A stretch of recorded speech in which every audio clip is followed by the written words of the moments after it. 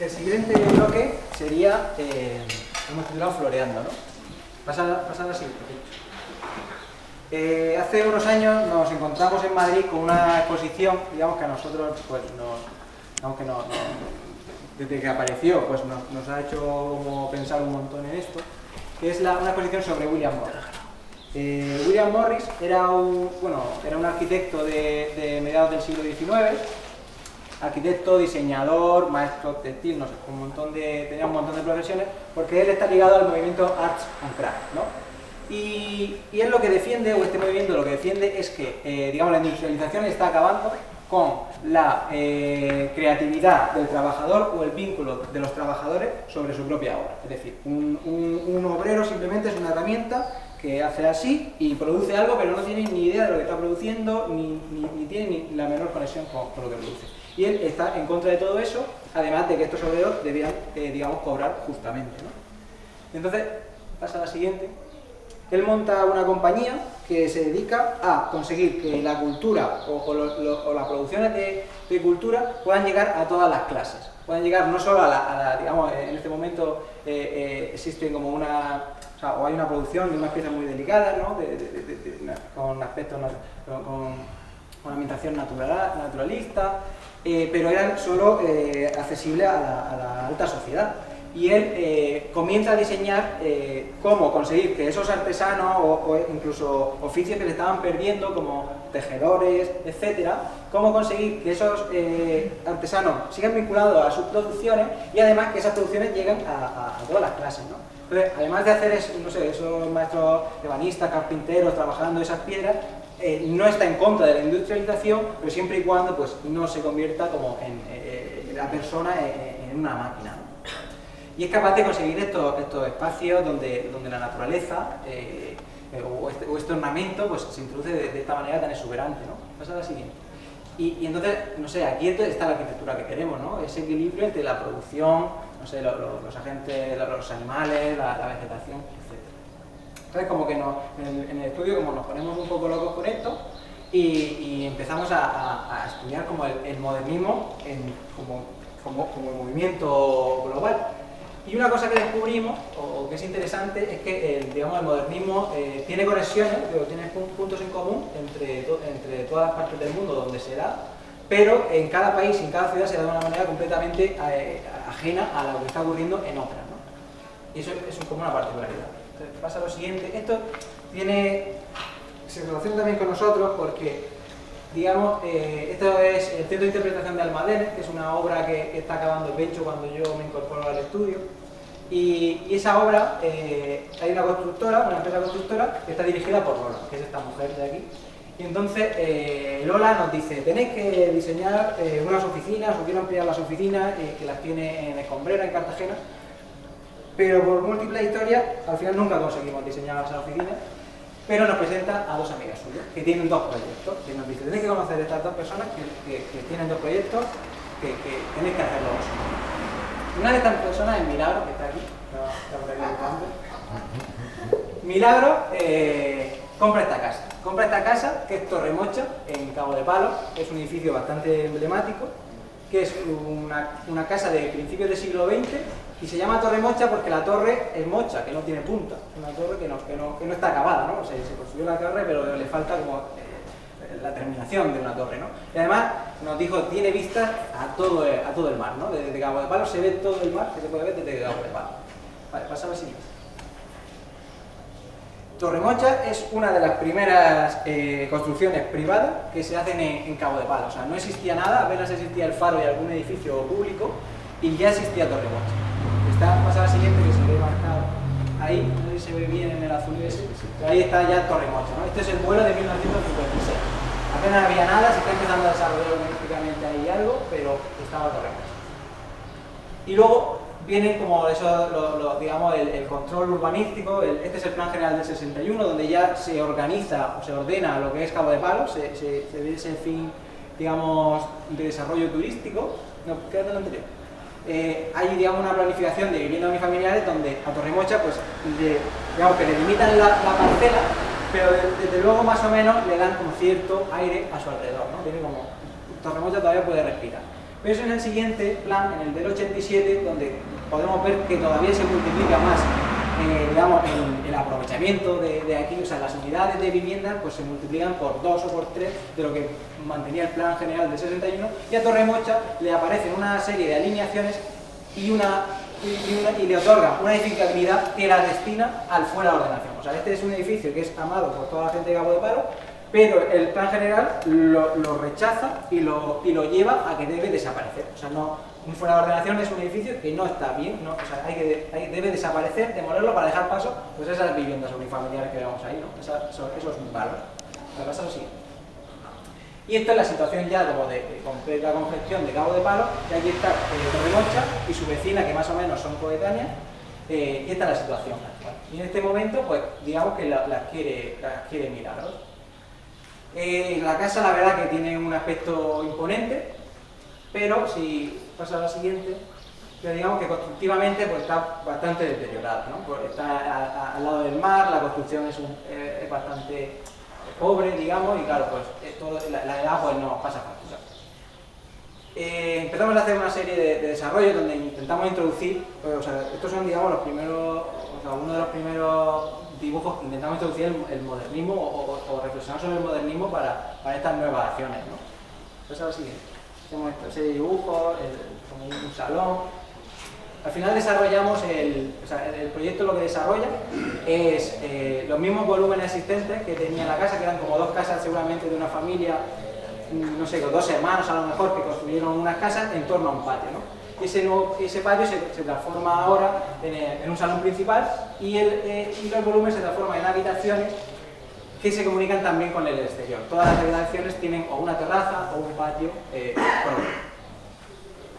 Y así llegamos, digamos, como a la imagen que estamos trabajando del aspecto final de Torremocha, donde conseguimos por fin, o imaginamos, que le colocamos una caperuza, aunque sea muy liviana, o una estructurita metálica o algo así, pero conseguimos por fin ponerle a Torremocha algo, ¿no? Que no esté mocha. ¿Pasa al siguiente? ¿Pasa? Bueno, el ayuntamiento se niega, o sea, eso dice que no, que aquí como la normativa esta del plan de solo tiene 2 plantas, no, o sea, Torremocha no se puede poner ni siquiera una barrita y que diga, no se puede poner.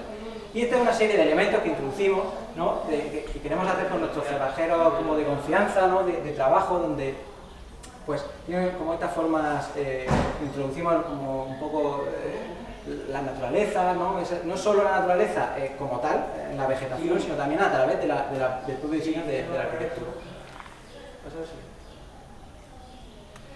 Y luego, bueno, estas son unas experimentaciones que hacemos iniciales de qué ocurre en la cubierta, porque la cubierta también quiere ser un espacio de celebración, pero ya imaginamos que en la cubierta puede ocurrir otro mundo. O sea, una cosa es la imagen de Torremocha, que se mantenga, que todo el mundo cuando vea Torremocha la identifique, pero en la cubierta puede ocurrir, pues, puede tener otro ambiente más abstracto, más destinado al hedonismo, ¿no? ¿Pasa? Y imaginamos como estas balsas, ¿no? Como estas cuencas así de agua, ¿no? Esta topografía. Este al final el desarrollo final, se va ajustando el proyecto y pasa así. Y luego también queremos vincular esta casa al baño. O sea, pensamos mucho en el baño no sé, en las casas de baño, ¿no? que son habituales también en Murcia, en los Alcázares está el balneario, ¿no? Como esas casas de baños de esta época. Y imaginamos como esas habitaciones donde el baño o el agua se manifiesta de una manera pues muy profunda, ¿no? Aquí os imaginamos como esa habitación abierta al exterior, donde hay una intimidad para poder tener tu propio baño, ¿no? Como una pocita.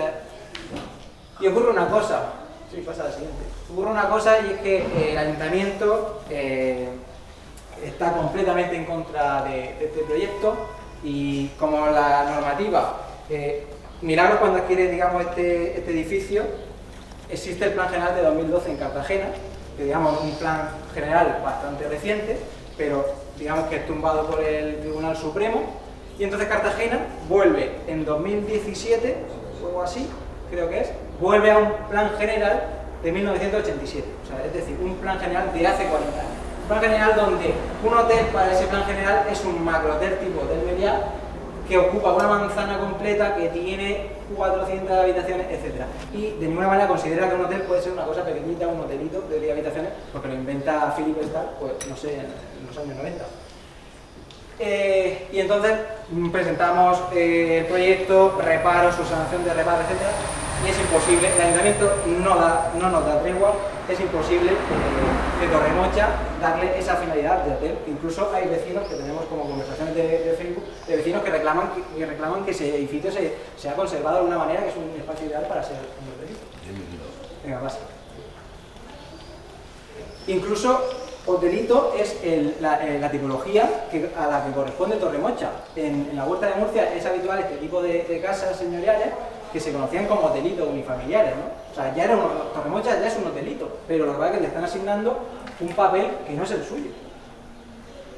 Y bueno, y esto es ahora mismo, conseguimos licencia como rehabilitación de vivienda unifamiliar, que es lo que estamos ejecutando, una rehabilitación de una vivienda unifamiliar, con las mismas premisas de ese hotel, y conseguiremos la licencia, digamos, de manera provisional, que es la que vamos a demandar. Aquí está la construcción, el cuidado también de la torre, ¿no? De esta torre que ya está como completamente consolidada, ya no se nos va a caer, ya la hemos conseguido rescatar. Pasa al siguiente. Y ya,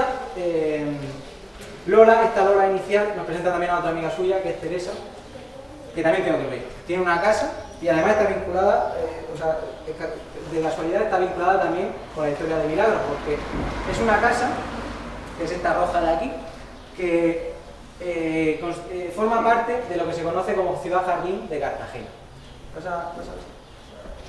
Ciudad Jardín de Cartagena es en 1923, al mismo tiempo que se está desarrollando el ensanche de Cartagena, que es la nueva zona centro que va a tener Cartagena, digamos, para clases medias, etc. También, digamos, desde el Estado hay un problema de vivienda.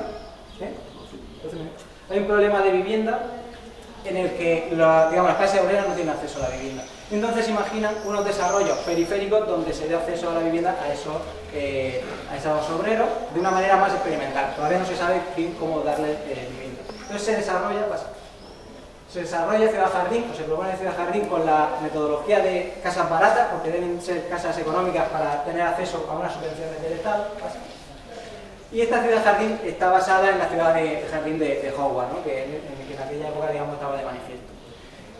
No sin polémica porque, digamos, las parcelas que hacen esquina de esas casas baratas son parcelas más grandes donde se insertan hotelitos para gente más adinerada, y la gente obviamente se manifiesta muy en contra de esas casas porque estas subvenciones estaban destinadas a los obreros, para que tuvieran los obreros acceso a la vivienda.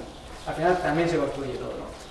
Ya llegamos a la actualidad en la que esas casas de esquina sí que han sido conservadas, han sido restauradas, seguramente porque pertenecían a familias más pudientes, mientras que las casas para obreros se han visto más deterioradas. Además, la conservación, digamos que se ha peleado bastante la conservación para que fuera protegido por la Consejería de Cultura todo el conjunto de la ciudad, no solo las casas por sus ornamentos, etc. Y entonces esta es la idea de recuperar esa casa transformada por la modernidad a un estado premoderno de estas viviendas, ¿no? Intentando fijarnos en las casas que apenas tenían transformaciones existentes, fijándose en el ornamento, en los detalles, etcétera, que esta casa carecía. Por una parte está la parte de la fachada que atiende más a esos efectos, mientras que por la otra está la parte interior que tiende más hacia el olonismo de los propietarios de esta ciudad, de esta casa. La casa la comparte una madre y su hija, abajo tendría una zona común, salón, cocina y habitación de la hija, mientras que la parte de arriba está destinada a Teresa, que es psicóloga y tiene ahí un despacho, un dormitorio, y desde el despacho ya pedía que pudiera ver el agua de una piscina, ¿no? Y estas son pues fotos de la obra. Podéis pasando así. El patio, la cocina, que sea el grupo de la cocina. Ese sería el dormitorio de Teresa, donde es un espacio espectacular con 6 metros de alto.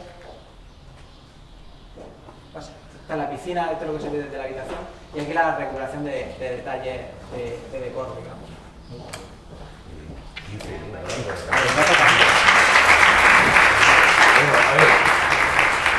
Estamos en el Ecuador, no sé cómo lo lleváis, pero llevamos 3 de 6.